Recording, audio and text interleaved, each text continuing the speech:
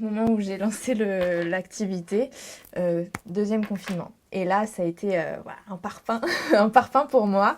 C'était hyper frustrant parce que pour le coup, on cassait encore un truc qui a mis du temps pour moi à être organisé. Je l'avais vraiment fait avec passion en plus parce que là, on était vraiment sur de la création florale, de l'échange avec, voilà, avec des personnes locales. Enfin, et donc hyper frustrée, mais bon, c'est le jeu, j'ai envie de dire.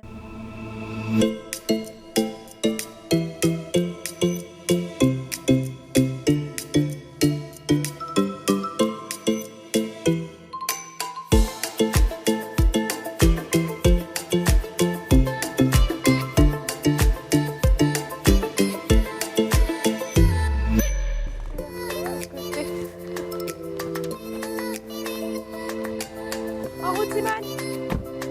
Alors, ce matin, on emmène les filles à la crèche et ma grande à l'école.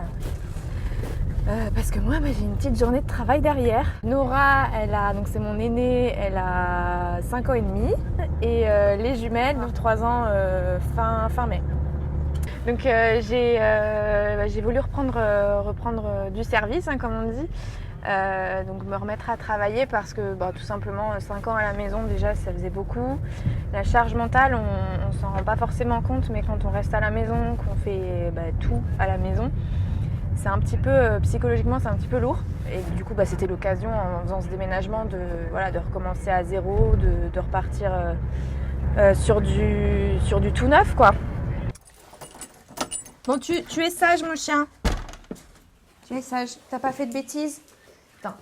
Donc mon atelier, enfin atelier slash bureau slash fourre-tout.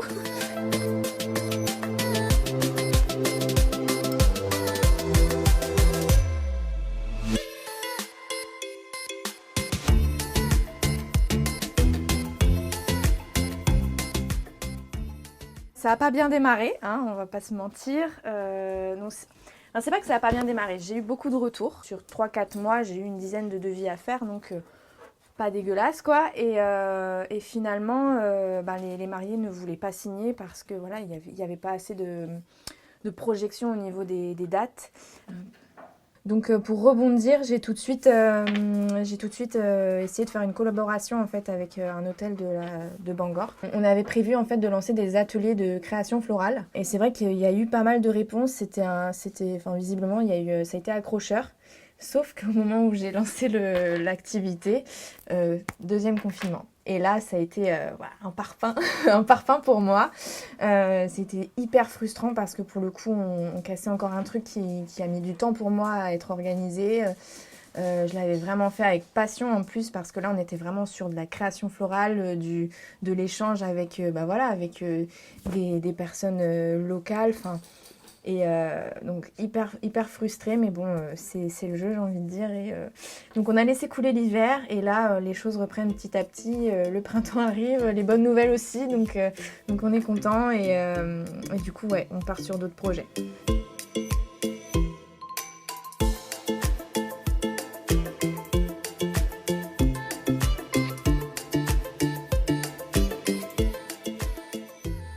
Je vais sur un CAP fleuriste que je veux passer pour donc juin 2022. Je vais le faire à distance. Et l'idée, c'est que j'ouvre ma boutique de fleurs en parallèle pour que j'ai voilà, une stabilité à l'année à Belle-Île, puisqu'on sait très bien que c'est un rythme saisonnier. Donc les mariages l'été, grosso modo, et ma boutique à côté. Voilà, donc là, on part sur un plus gros projet même. Donc en fait, à chaque fois, je vois mon ambition qui grandit. Alors là, on est à la pointe du Sceul et on va sur la plage du Sceul. Je viens chercher des morceaux de bois flottés. Donc ici, on est sur un endroit où, quand il y a tempête, il y a beaucoup de déchets. Et du coup, là, c'est pleine mer, donc on va voir si on va trouver quelque chose, mais c'est l'aventure, quoi. Alors je ne pensais pas du tout me lancer dans un CAP fleuriste ou même une quelconque autre formation parce que j'en sortais. Mais c'est vrai qu'être fleuriste, ça a toujours été aussi une de mes vocations. J'y pense depuis très jeune. C'était surtout les contraintes professionnelles qui qui m'a un petit peu rebutée à me lancer. Et au final, aujourd'hui, avec le rythme de vie qu'on a, je me dis c'est pas ça qui va changer. Donc autant vivre de toutes mes passions et puis on n'en parle plus, quoi. Pourquoi Belle-Île? Bah voilà, déjà rien que ça. Le cadre pour les enfants, de grandir dans un... C'est quand même c'est un espèce de cocon, mais du coup il y a beaucoup de... Enfin, c'est la nature, c'est juste exceptionnel pour elle et on sait ce qu'on voulait pour elle. Après, pour nous aussi, on était dans une période de notre vie où ça a été très mouvementé, très difficile et on avait besoin d'échappatoire. Et c'est vrai qu'à Belle-Île, on a toujours eu ce coup de cœur et cet apaisement.